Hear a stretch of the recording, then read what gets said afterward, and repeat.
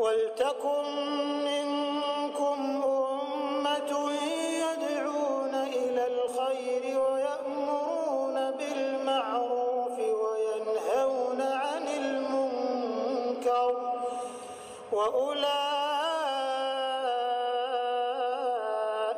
هُمُ الْمُفْلِحُونَ. Dari awal Allah subhanahu wa ta'ala menciptakan Adam dan menurunkan Adam alaihissalam di muka bumi ini sampai hari kiamat nanti, tidak ada agama yang Allah turunkan dan perintahkan untuk diterapkan kecuali Islam.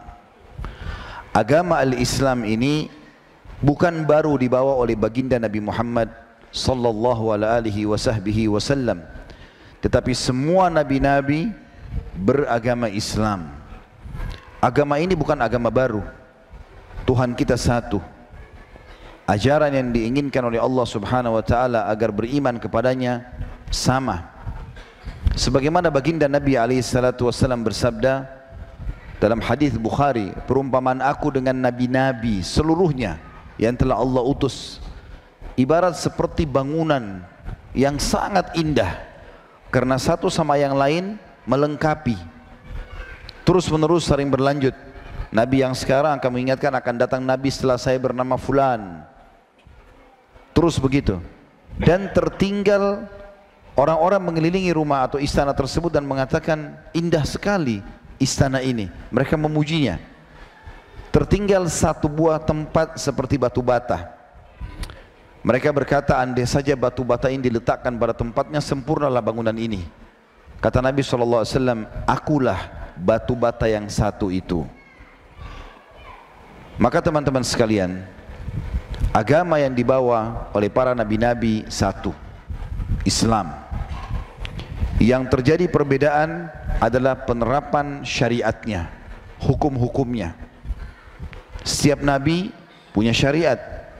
Ada syariat yang diterapkan pada nabi tertentu, lalu dihapus oleh Allah subhanahu wa ta'ala di nabi yang lain.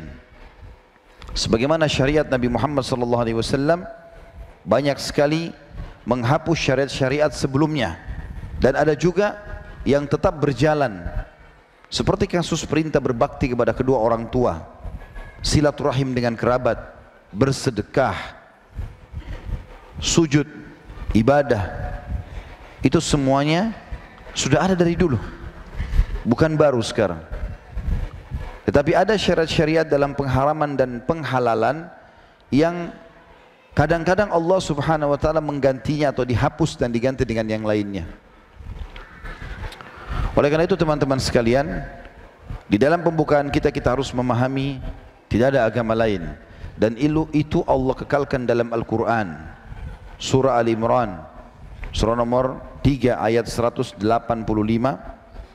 dan ayat ini sudah sangat masyhur tentang firman Allah subhanahu wa ta'ala ini yang berbunyi, ayat 85, bukan 185, ayat 85 yang bunyinya, wa may yabtaghi ghairal islami dinan falan yuqbala min wa huwa fil akhirati minal khasirin. Siapa yang coba-coba memilih selain al-Islam sebagai agama mereka, maka tidak akan diterima darinya, dan dia di akhirat nanti termasuk orang-orang yang rugi. Juga dalam firman Allah subhanahu wa ta'ala masih surah Al-Imran, surah nomor 3 ayat 19, A'udzubillahi minasyaitonir rajim, innad dina 'indallahil Islam wa ma ikhtalafa alladhina utul kitaba illa min ba'di ma ja'ahumul ilmu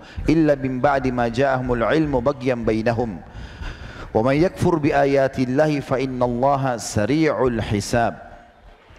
Sesungguhnya inna di sini digunakan harfut ta'kid dalam bahasa Arab, yang digunakan untuk memastikan sesuatu. Inna dina, sesungguhnya agama di sisi Allah yang diterima, yang benar, yang diturunkan dari langit hanya al-Islam.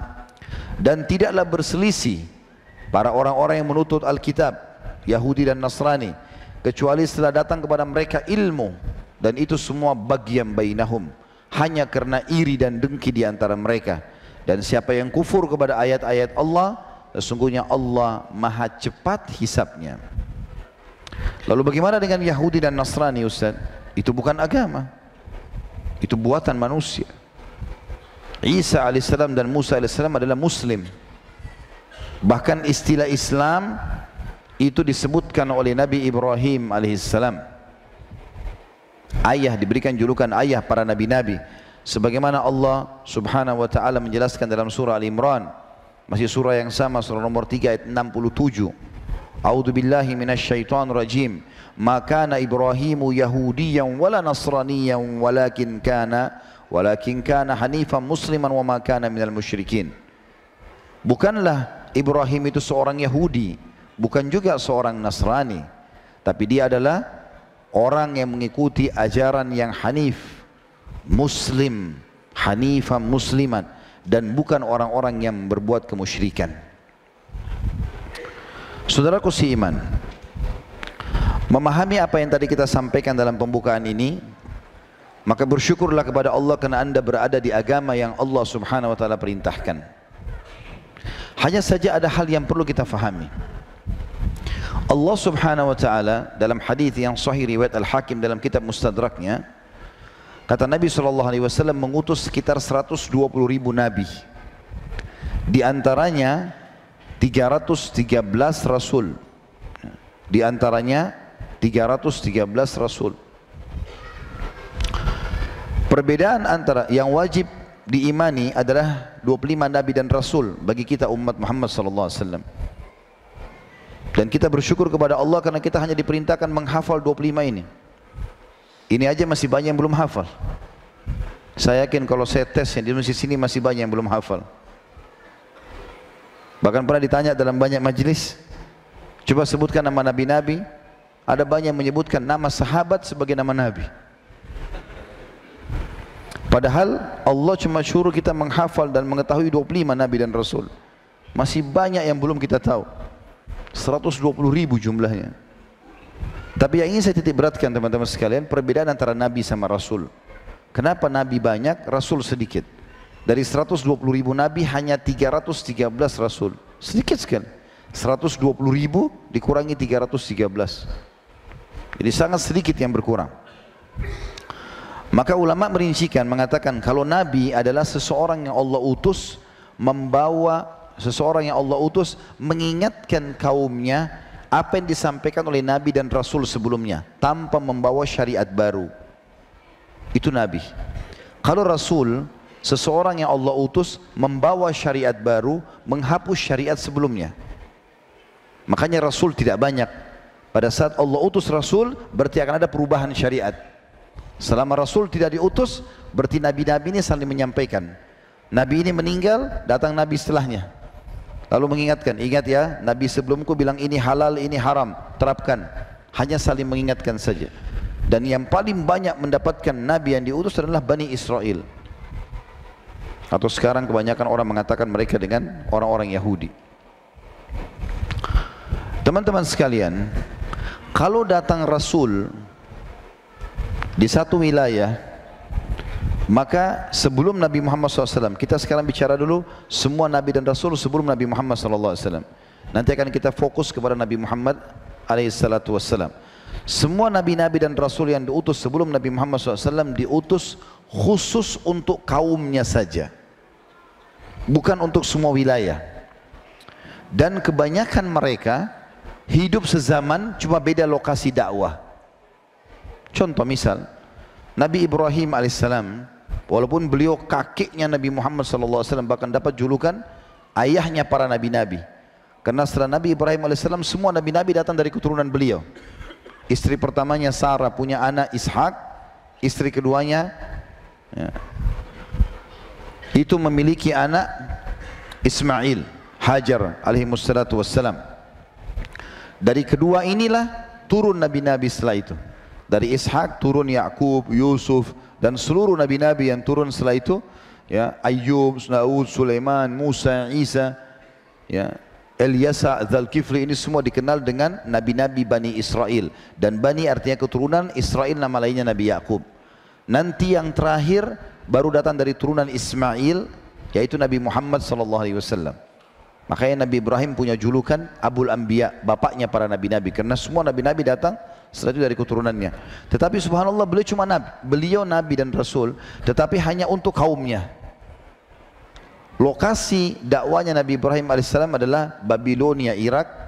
Setelah Raja Namrud tidak mau beriman, lalu Nabi Ibrahim alaihissalam pindah ke Palestina, kemudian sempat melewati Mesir dan juga Mekah.